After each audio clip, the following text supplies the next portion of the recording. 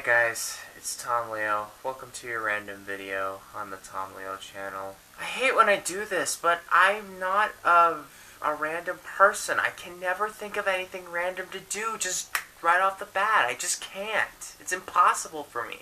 I apologize that this video is going to be up really late. I'm hoping to change that. And hey, look, if you guys have any suggestions for a random vid I can do, I'm open to it. Just type in hashtag with no spaces random vids for the what is it called?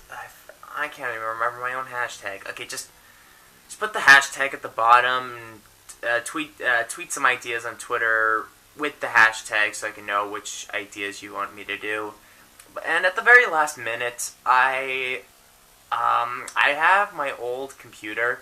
It's an old PC computer. I don't use it anymore because it's kind of messed up.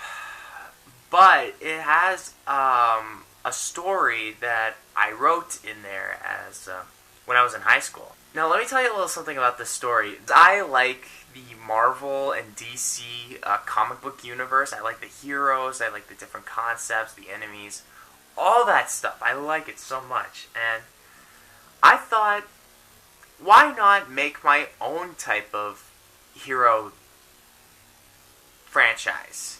You know? And I thought maybe I'd write this story out, and if it got popular, maybe I'd turn it into a movie or something like that. But the thing is, I haven't finished it yet. I'm on the 6th chapter. I've made 5 complete chapters, and I'm on like the 6th one, and it's not even like halfway done yet. I have a whole concept of ideas for this story. So anyways, this is a story I made called The Dark Shadow. It's about this kid who is very troubled as a young person, always hurting people, whoever picked on him in school. And then he learns the true problem with the world and becomes this hero of darkness to fight all criminals. So I'm going to read you the first chapter of this story I made up myself. And if you like it, maybe I'll do it again with a different. I'll read a different chapter, and maybe if you guys like it enough, I'll keep writing this story and see what you guys think. Chapter 1 of The Dark Shadow. It is called The Decisions We Make. I asked you here to discuss your son's behavior in the hallways today, said the principal of Neon High School to a mother and father. Neon is the name of the city, and everything's pretty much neon there, like the name Neon is pretty much everywhere. Anyways, Tom said he was at his locker, then a boy named James walked up to him and started to push him and told him he was a stupid twerp who shouldn't be allowed in the hallways. And Tom started to beat James to a pulp. Tom is the main character in the storyline, just so you know. The couple looked really concerned about it, but it didn't really surprise them. Their younger son has had anger problems since elementary. It's one of the reasons Tom rarely had any friends. Outside the office sat 2 boys. A young boy almost as tall as his older brother. The younger brother sat with his head down, looking to the floor with his hands dangling by his legs. The older brother sat back against his chair, looking at his sad yet angry brother. Do you feel sorry for what you did to James? The older brother asked. Why should I? Tom exclaimed. He got what he deserved. You put him in the hospital, Eric said, concerned. This was actually the 3rd person Tom's hospitalized. How does that fare against being called a stupid twerp? I told that guy to piss off years ago, and he just continued to get under my skin like he thinks I'm joking, Tom said in a serious voice. Well, he's certainly not going to think like that anymore, and if he does, I'm going to kill him. You're going to do no such thing, the father said in an angry voice as he and his wife walked out of the office door. I cannot believe you broke that kid's legs. And for what? Tom, why didn't you just tell the teacher like we talked about, the wife said. I did, Tom said, raising his voice. They didn't do a thing about it. They said they'd talk to him and tell him that his behavior needs to stop. That didn't do crap, and you know why? It's because these idiots don't know when enough is enough, and I'm going to take them out. Don't you dare raise your voice, the father said, especially to your mother. And this next part's capitalized, alright? So you gotta imagine it in like an angry voice. "Why not?" Tom yelled as he got out of his chair. "The way I see it, I'm right about everything. The fact remains that if something isn't done about things like this, then everyone gets stepped on."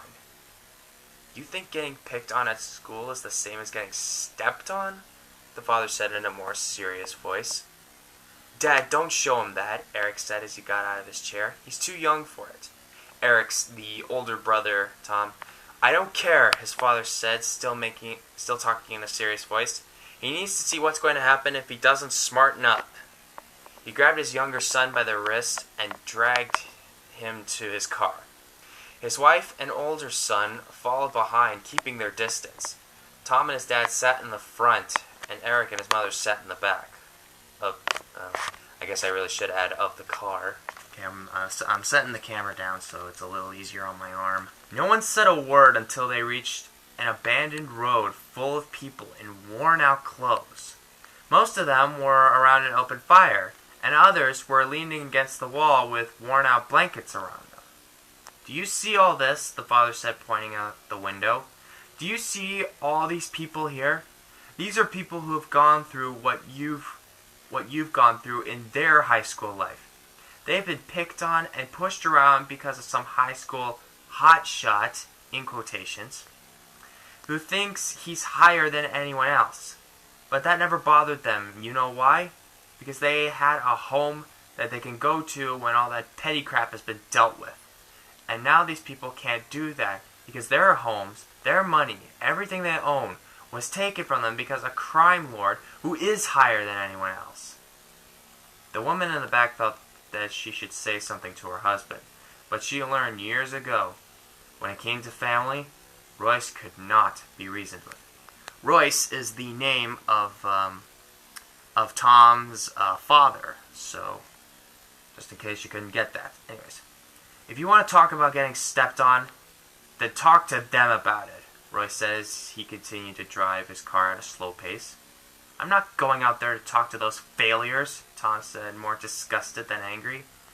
"The only reason they're in this hellhole is because they didn't do a thing about it. Me, on the other hand, I learned to stand up for myself. I'm going to do what these losers couldn't do, and you know what that is. Taking those punks down, and that's all that matters." "I'm sorry you feel that way, Tom," Royce said in a more depressed voice as they drove out the abandoned road. He pulled out his cell phone and started looking through his contacts. "Royce, what are you doing?" asked the woman in the back. "Something I should have done a long time ago," Royce replied as he started making his call. "Hi, it's Royce Benjamin. Unfortunately, yes. Not this time.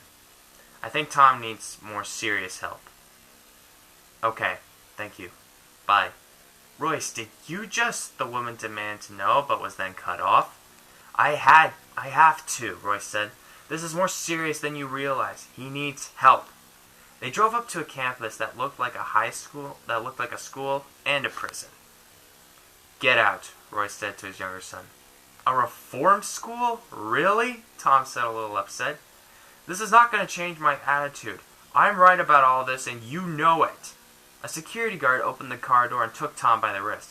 Tom told the guard to let go, then punched him in the gut, causing him to let go and fall to his knees. Tom ran back to the car, but the guard pulled out his taser and zapped him. "I hate you," Tom said as he fell to the ground, and the guards dragged him into the school. As Tom's family drove away, his mother was crying, and his brother just looked depressed. "He'll thank me for this," Royce thought. "I just hope I can forgive myself for going this far." And that's the end of Chapter 1. What do you guys think? Is it cool? Would you want to keep reading it? Or do you have any suggestions to maybe tweak the story a little bit? And if you want me to read another chapter of the story, leave it in the comments below or leave a like. I really want to finish the story because I have so many ideas of how the story could play out. But yeah, just let me know in the comments. Like it if you want. But that's going to be it for this week's Tom Leo video. Subscribe if you enjoy my videos. Like if you want more. And I'll see you next Sunday. There will be a Tom Leo video on Sunday this time. I promise. I am Tom Leo, and I'm signing off. That's still not my name. It's Tom. I just said it! I just said it. Tom.